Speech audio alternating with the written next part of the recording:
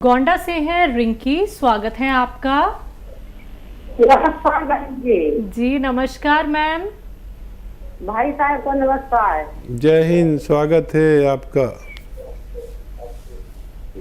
भाई साहब, आप तबीयत हमारे हस्बैंड का बहुत खराब रहता है और पेट पे दर्द रहता है, लेटिन बहुत बात जाते हैं और हमारे बच्चे नहीं है, इनका कोई दवा बता दीजिएगा तो साहब। कितनी उम्र है आप लोगों की? उम्र डॉक्टर साहब आपका आप अपना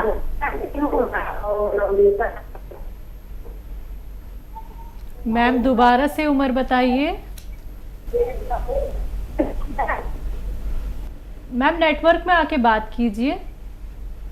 हस्बैंड का उम्र कि अपना उम्र? दोनों का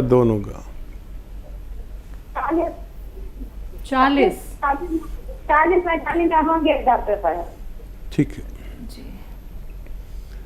अच्छा देखिए, जो भी स्त्री पुरुष मेरी बात सुनते हैं, प्रोग्राम देखते हैं, वो समझ लें कि स्त्रियों के लिए महीना होना ज़रूरी है बच्चा पैदा करने के लिए। अगर मेंसेस नहीं होते हैं तो सबसे पहले मेंसेस होने का दवा लेनी चाहिए। पुरुषों के लिए ये ज़रूरी है कि उनके वीर्य में कीटाणु होना ज़रूरी है, और वो भी एक बड़ी मिक़दार में, और इनका टेस्ट कराना ज़रूरी है। अगर ये सब ठीक है और उसके बावजूद कोई बच्चा नहीं होता है तो देखिए, ये आता है गौन चिलगोज़ा एक चुटकी में जितना आए, हस्बैंड और वाइफ दोनों खाएं। और खाना कैसे है? इसबगोल की भूसी या सत इसबगोल, या कई नामों से जानते हैं इसे। ये पंसारी के यहाँ भी मिलती है और मेडिकल स्टोर पर मिलती है।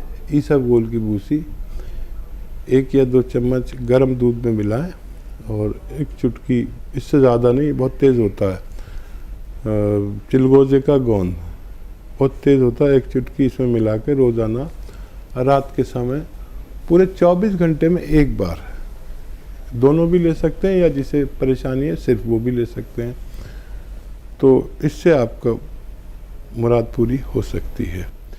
अगर बार बार लैट्रिन जाना पड़ता है उन्हें, अगर लैट्रिन ज़्यादा आती है तो उनको चाहिए कि बादाम का गोंद पंसारी के यहाँ मिलता है, बादाम का गोंद, वो पाउडर बना लें और 2 ग्राम सुबह 2 ग्राम शाम पानी में मिला कर उन्हें पिला दिया करें।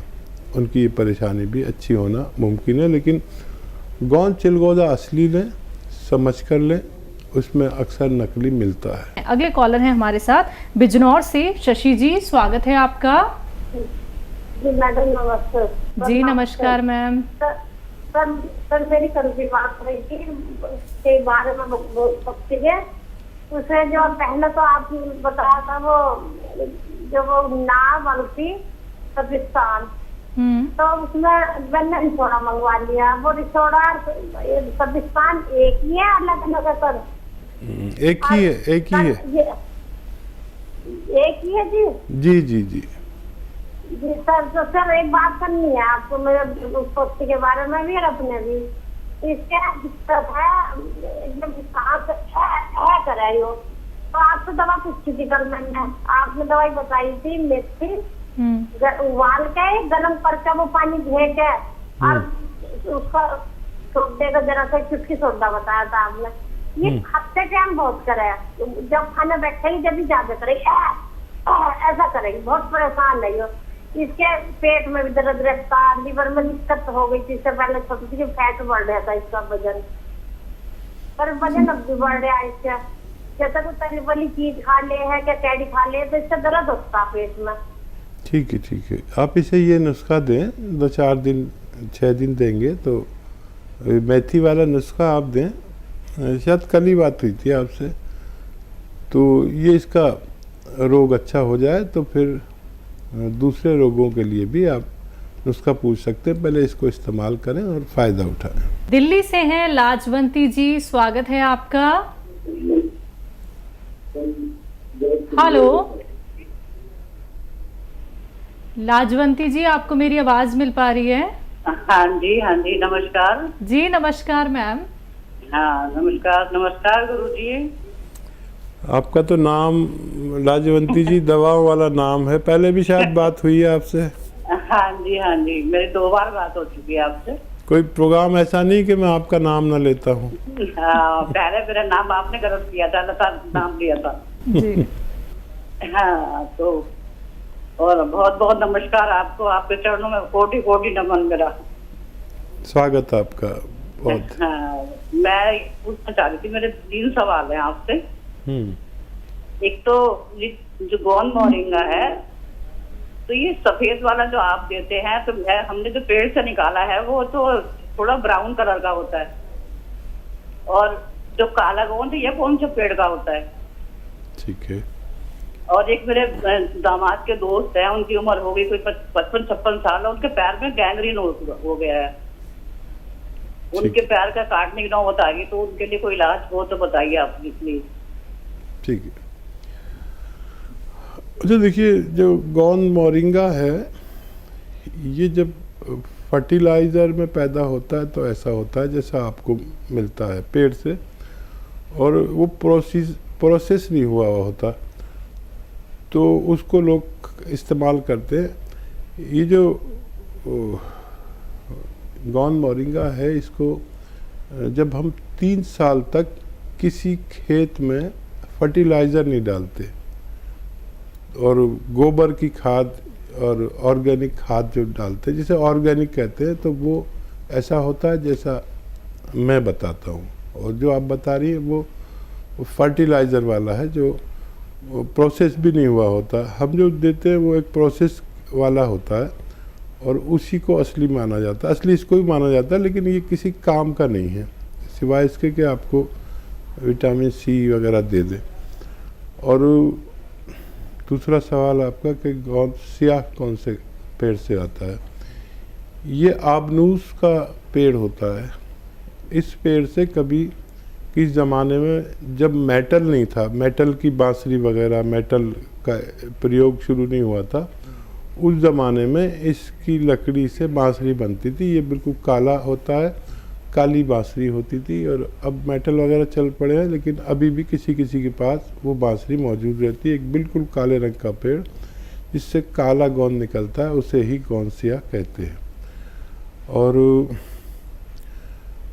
एक कोशिश कर सकते हैं, वादा कुछ नहीं, उनको डॉक्टरों की दवाओं के साथ आप अलसी को हल्का सा भून लें और 1 चम्मच अलसी खिलाएं मरीज़ को, और 1 चुटकी नमक ज़ैतून, 1 चुटकी खाने का सोडा 2 गिलास पानी में मिलाकर 1 चम्मच अलसी दें। 1 टाइम दिन में या 2 टाइम लगातार दें। कुछ फ़ायदा हो तो हमसे आप बात करते रहें, वरना आप डॉक्टरों की बात मान सकते हैं। नूर मोहम्मद अंसारी जुड़ गए हैं हमारे साथ, स्वागत है आपका सर। हकीम साहब अस्सलाम वालेकुम। वालेकुम सलाम। आपके ज़हूर साहब खुशामदीद, जहे नसीब, आपसे बात हो रही है, बताइए। हकीम साहब, मतलब मेरा ये है कि जैसे एक बच्ची है, मतलब उसके मतलब क्या है, जो 3-4 तो बच्चे हो गए थे, मतलब उससे जो दूसरा बच्चा होता है ना, जब से मतलब 7-8 साल हो गया, तो उसके बच्चे दानियाँ बाहर आ रही है। तो उसके लिए धनिया, अलसी, आंवला की डोडे और चिलगोंजा गोंद मतलब दे सकते हैं, तो उससे फायदा होगा और कुछ देना उसको। और दूसरा सवाल ये है हकीम साहब, मतलब मैंने मतलब सब जगह ट्राई कर लिया, कोई ना लहसुन का जूस ना अदरक का जूस, कोई भी निकाल के नहीं दे रहा। मतलब 4-5 पेशेंट है, उनको देना है, तो उसके लिए कुछ बता दो भाई, कैसे निकला कैसे नहीं निकले। और दूसरी बात, अगर वो दयावती जी से अगर बात हो जाती तो वो नुस्खे भी वो बता देती भाई कैसे निकला कैसे नहीं निकला। ठीक, ये 2 सवाल है हकीम साहब जी। अच्छा देखिए, वो जो नुस्खा आप उन्हें दे रहे हैं उसमें विशेष ख्याल ये रखिए कि उसमें उन्हें एक ही बार वो नुस्खा दें जिनकी बच्चेदानी बाहर को आ गई है, और उसमें एक चुटकी ही ये वो जो मैंने गोंद बताया चिलगोजे का गोंद, वो बस एक चुटकी ही देना है पूरे 24 घंटे में उस नुस्खे के साथ। तो ये शुरू करेंगे तो उनको फ़ायदा होना मुमकिन है। और एक बात ख्याल रखें कि दयावती जी ने खुद कहा था, और मैं भी बताता हूँ कि लहसुन को पीसा भी जा सकता है, लेकिन पानी में नहीं, सिरके में पीस लें, सिलबट्टे पे पीस लें या जैसे भी आप पीसें। और अदरक का जूस तो उसी में निकल आता है जिससे आप गाजर का जूस निकालते हैं ना, उसी में अगर गाजर की जगह अदरक डाल दें तो उसका जूस निकल जाता है। ये तरीका है। और दयावती बहन ने तो सुन ही लिया होगा, मुमकिन है इस प्रोग्राम में या अगले प्रोग्राम में उनकी कॉल आ जाए। वो लोगों को बहुत फ़ायदा कर रही है। और ये मशीनें आती हैं, कोई निकाल के नहीं देगा, मशीनें आती हैं जो प्रोफेशनल यूज़ के लिए होटल वाले यूज़ करते हैं, तो उसको आप लेंगे तो ये सब बहुत आसान है। पहले मैं भी परेशान रहता था कैसे निकालें, फिर वो मशीन मिली, फिर तो हमने प्लांट लगा लिया।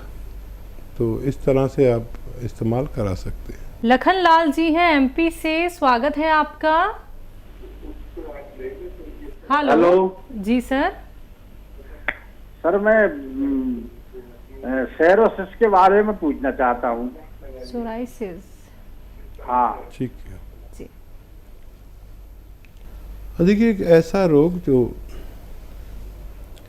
देखने में ऐसा लगता है जैसे माता निकल आई, चेचक माता कहते हैं ना, जगह जगह दाने दाने दाने।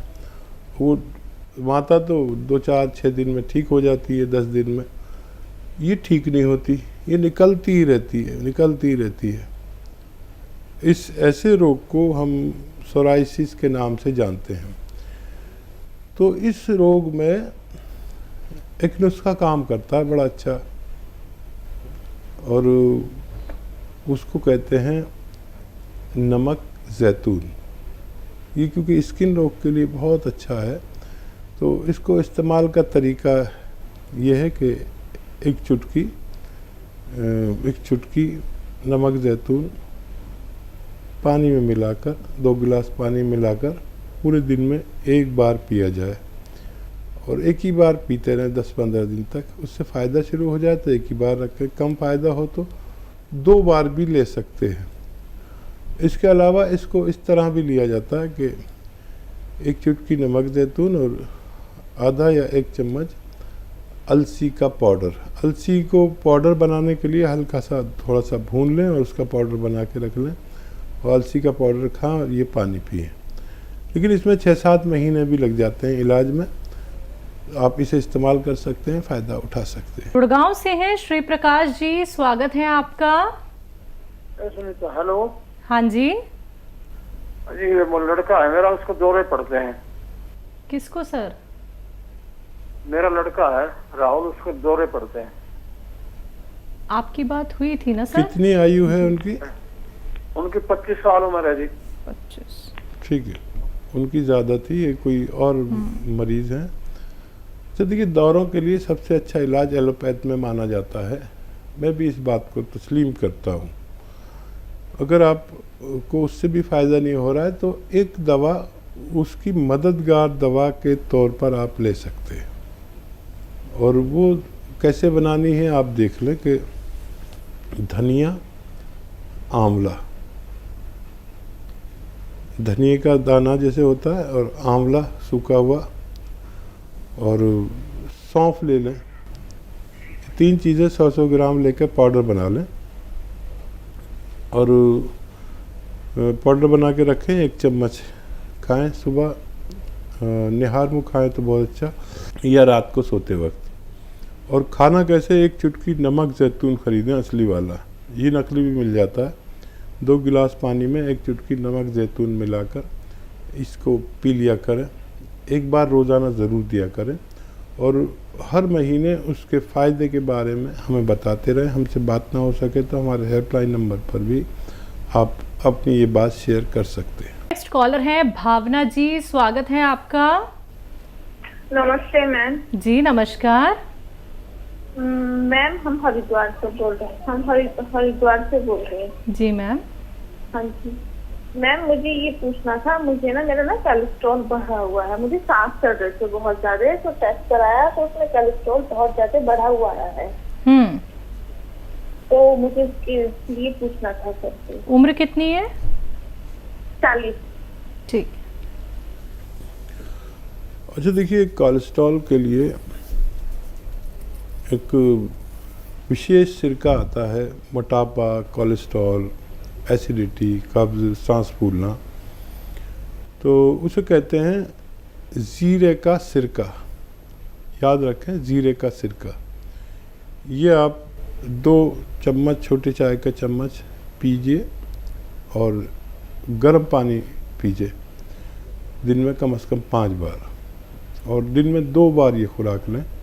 लगातार 2-3 महीने लेने से आपको फ़ायदा होना मुमकिन है। हकीम साहब, एक कॉलर जो हमारे साथ जुड़े थे जिन्होंने कहा कि उनके बेटे को दौरे पड़ते हैं, तो ये दौरे पड़ने का कारण क्या होते हैं? हाँ, दिमाग का एक हिस्सा है जो ज़रूरत से ज़्यादा सख्त या ज़रूरत से ज़्यादा नरम हो जाता है मेरे अनुभव के हिसाब से, और उसकी वजह से ऐसा होता है। तो सबकी अलग अलग इसमें राय है। हमारे जिस्म में हर चीज़ की एक लिमिट है, और वो लिमिट चाहे दिमाग में हो या खून में हो या किसी भी चीज़ में, कि कितना खून कितना होना चाहिए, ग्लूकोज कितना होना चाहिए, आयरन कितना होना चाहिए, उससे कम या ज़्यादा होना बीमारी है। तो अगर हम उसको, उस चीज़ को उसके स्तर पर ले आते हैं तो हमारी बीमारी जाती रहती है।